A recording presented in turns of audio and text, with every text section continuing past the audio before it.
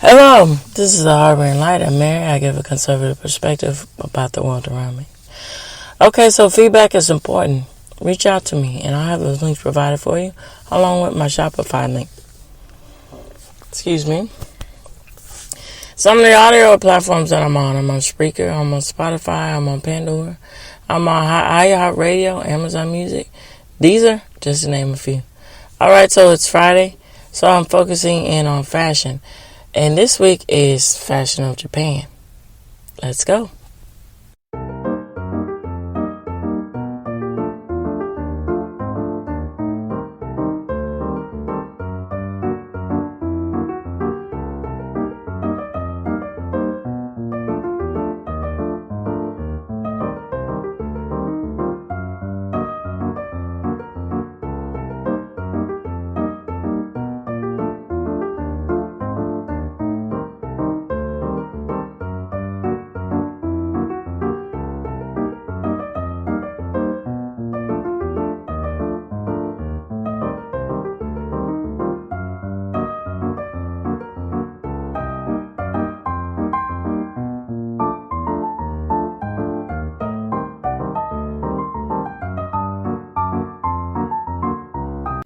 Oh my gosh, before I jump into all the facts about Japanese fashion, man, it's something. The culture, the impact that Japanese culture and what Eastern philosophy, Eastern culture has given to the world is just remarkable.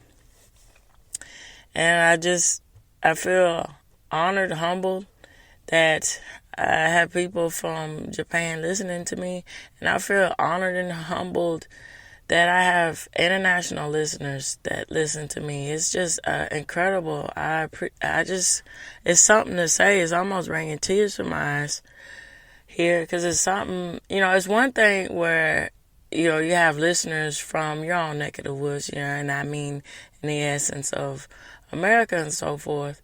And I do, and I greatly appreciate the American listeners here. But it's just immense. It's wonderful to have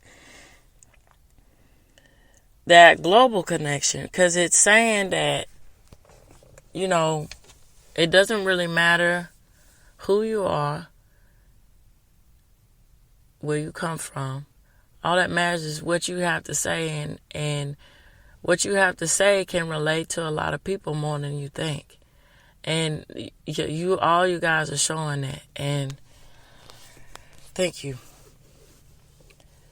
And before I jump right in, I think Japanese culture is just something really interesting with the aspects of how they get it right with the aspects of you have to find that fine line and balance with tradition and then with keeping up with modernity too, and then making sure all of those paths and culture and society works, and then whichever way it goes, make sure there's some sort of happy medium in between it. And Japanese culture has found the ups and downs and the insights of that, and it's something else. And it's just, I really appreciate cultures that get that right, And I really appreciate cultures that understand the importance of where your traditions, your roots, where you came from, because you look towards that in order to make sense of everything in a nutshell, in the whole. And that's something. All right, with this said, I'm going to get into the facts about Japanese culture and then, of course, give my thoughts about it. Here we go. Well, Japanese fashion, that is. I'm sorry about that. Japanese fashion. Here we go. Okay, so this is the AI-generated facts about fashion from Japan. Okay, so it says Japanese fashion. Japanese fashion has a rich history and unique characteristics that set it apart from other cultures. Traditional clothing such as the kimono was once a staple in everyday wear, but it's now primarily reserved for special occasions and ceremonial events. So the kimono, which means clothing in Japanese, has evolved from practical and modest everyday attire to a symbol of grandeur and luxury for special events. So during the Edo period, which ranged from 1600s to the 1800s, mid 1800s, kimonos were the main form of clothing. While the style and quality often reflects one's social status, however, the government later banned ostentatious, these sort of kimonos. And the reason for that is trying to lead up to simpler designs with planned patterns like stripes and, different techniques of that nature. So, forgive me for the pronunciation, I'll try to pronounce this as best as I can, Meiji era from 1868 to 1912 marked a significant transformation in Japanese fashion. How is this? Because of Western introduction to clothing. So the shift was driven by the government's desire to modernize Japan and align it with westernized standards. So initially, Western styles uniforms that is, were adopted for military and government workers by the 1880s. But both men and women had largely adopted Western fashions. Okay, so Japanese fashion was also influenced by Western trends, particularly after World War II. So American and European movies played a crucial role in dismantling and influencing fashion trends in Japanese public. So I would say yes. So this makes a lot of sense, when we talk about World War II and on the unfortunate events that happened, Pearl Harbor and everything. But the glow of that, the aftermath of that with the cinema at the time, it was the epitome of class and grace. And that was depicted throughout the starlets of the time, the leading men at the time, like the Clark Gables, or the Casablanca, his Humphrey Bogart, and Gene Kelly, Fred Astaire, all of those, they aesthetically looked very pleasing, classic, but everyday at the same time. And then the men had a certain panache to where it just oozed with sophistication, to where it makes a whole lot of sense that the culture, specifically Japanese culture, would want to be influenced and want to take on westernized fashions and so forth. And the hair, even the details in the way hair was prepped and meticulous in how it looked, how the curls and the femme fatale sort of look. And Rita Hayworth really personified that quite well, I think. It was a lot of leading starlets that really personified, Greta Garbo, so many others. But I think Rita Hayworth really made it its own with the whole notion of the femme fatale, because she merged that mystique with the characteristic of being a woman of intrigue, I guess you can say. But she also softened it a little bit to where you can get a different point of view about these femme fatale leading ladies and so forth. So it makes a whole lot of sense. And I think I'm trying to think about her name.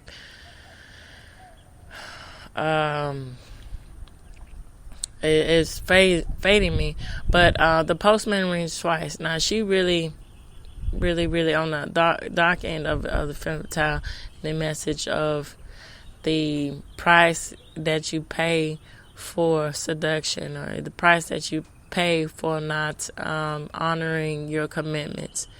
And, you see those ranges with actresses at the time. So it makes so much sense with why it was so popular to want to take on American styles in the 40s and 50s, or in the 40s and so forth in Japanese culture.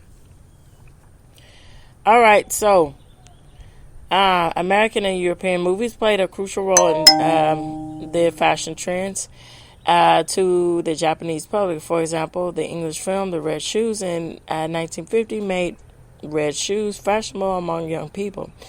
And the film Sabrina in 1954 popularized tight-fitting pants. And I've even done a podcast about her, Audrey Hepburn, just class and sophistication all the way. And even I think the etiquette with her being a British actress and harmonizing those two together, it makes that work a lot. So, and I believe on my earlier podcast about Audrey Hepburn, I said American actress, but she's really a British actress. So, forgive me for that. Apologize for that. She was. Okay, so in 1954 popularized tight-fitted pants and flat, low-heel sandals. So in the 1980s, Japanese fashion industry expanded rapidly as the economic aspects of Japan prospered. So this period saw the rise of unique fashion movements like DC Barando, which focused on branding clothing and specific fashion designers. Trends like the Bukadam style emphasizes the natural lines of body and the aspects of that. So it says that all of this originated around high school and college students in Tokyo, in the Tokyo War, and it became very popular. So today, Japanese fashion remains eclectic, blending traditional and modern elements into that.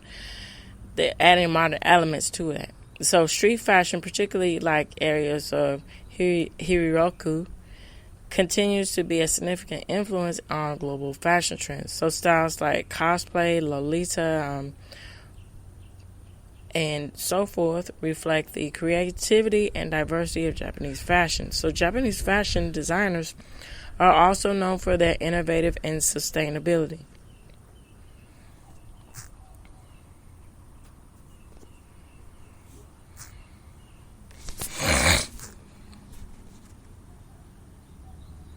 All right, so Japanese fashion designers are also known for their sustainability.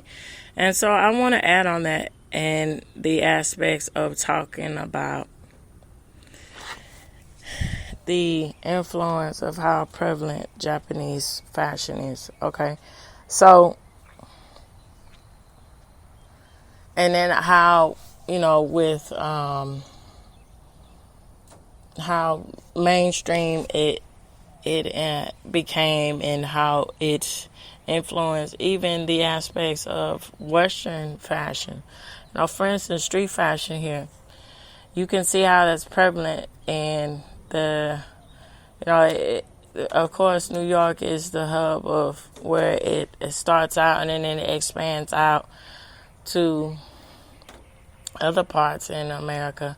So when we get in the aspects of being fashionista, for instance, having that label, she's a fashionista, and it was way more and more prevalent, when I was in my early 20s, throughout the mid 2000s, 2010s really, and the mid 2010s or so.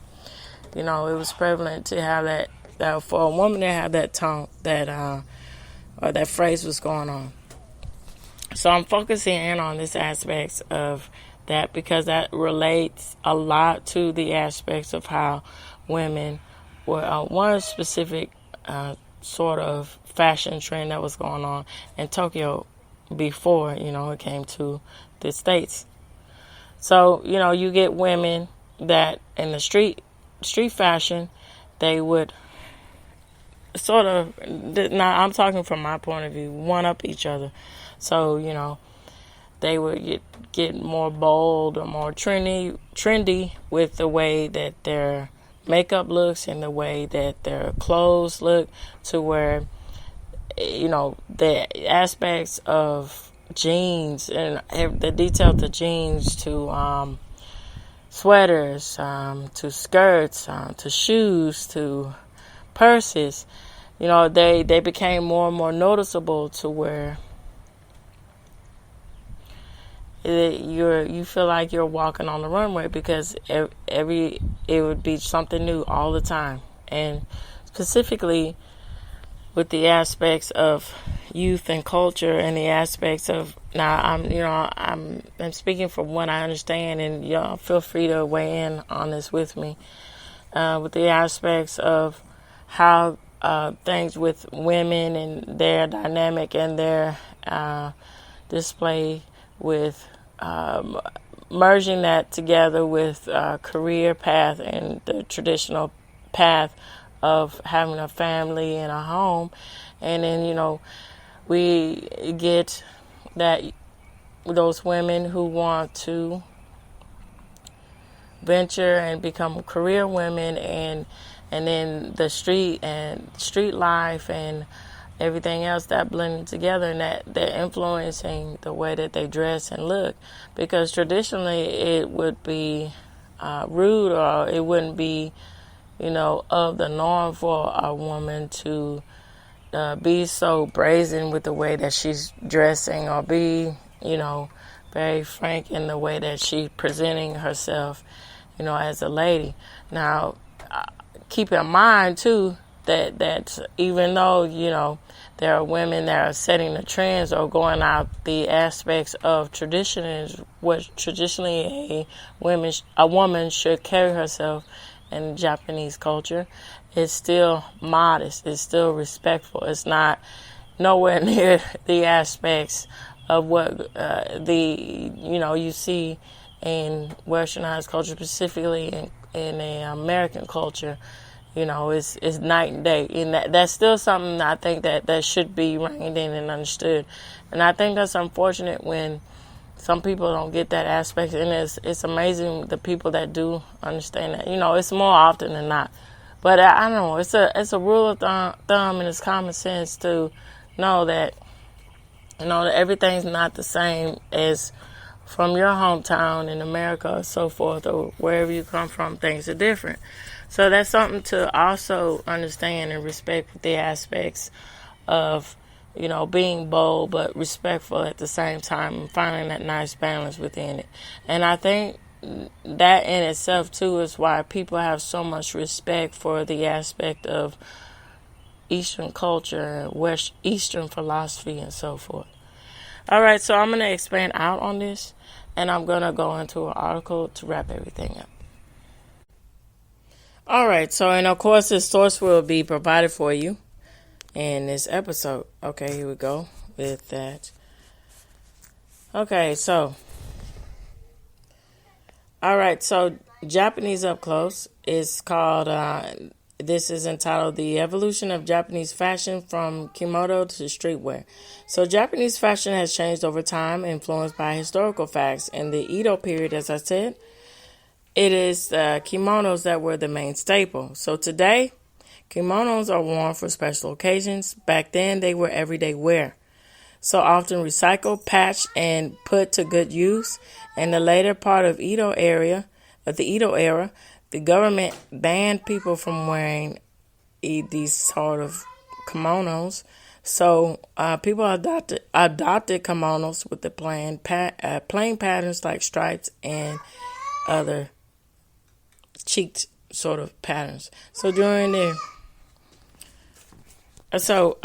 we go. I'm getting to the 60s and 70s. So during the 60s and 70s, the Ivy League style became popular among young people known as the Misikos. As they would hang around the Mikiko Dori, men wore blazers and cotton trousers, while women wore long skirts with ribbons in the back and headscarves. Okay, so I see you, baby. Both carried around large paperback. Okay. Okay, why don't y'all go play out in the back, not in here where I'm recording, okay? Can you do that? Thank you. Bye. Okay. Both carried around large paper bags. So in the 1970s, women adopted a fashion called the Hamarata, and which featured gold buckles, pleated skirts, blouses, silk scarves, and brand name items. So from the late 1980s to the early 2000s, loose socks became a fashion trend among high school girls. From the 1990s, Gira gals appeared on the fashion scene. So they were girls with deep tans, bleached hair, mini skirts, and strong eye makeup who talked and acted in a particular way. So today, with the rise of the internet and the media, Japanese fashion has become more electric. So you can see a mix of old and new, and as well as East and West. So modern day Japanese streetwear has also been influenced by anime and manga. So visible in the cosplay of, as example, again, Lolita fashion styles. In addition, Japanese streetwear brands are leaving a mark on fashion across the globe. All right, so that was really nice to wrap everything up to be more conclusive and, expand out into what I was already saying, what I said previously. So, again, it's just interesting with the aspects and the dynamic and the trends and it's fascinating to me, and it's wonderful with cultures that get that nice balance together between tradition and modern, and then try and find their own way with that and have unison and balance and respect to it. It's great. It's wonderful. And I appreciate the people who are listening to me from Japan. Thank y'all all so much. And I appreciate all the international listeners. Thank you all so much. And all you American listeners. Thank you immensely. I appreciate every last one of you. Thank you. It means so much to me that y'all value my work and y'all value listening to me on a weekly basis. Thank you. All right, so this reaches the end of the Harboring Light. Tune in, turn up, and absolutely take care. Bye-bye for now, and have a great weekend.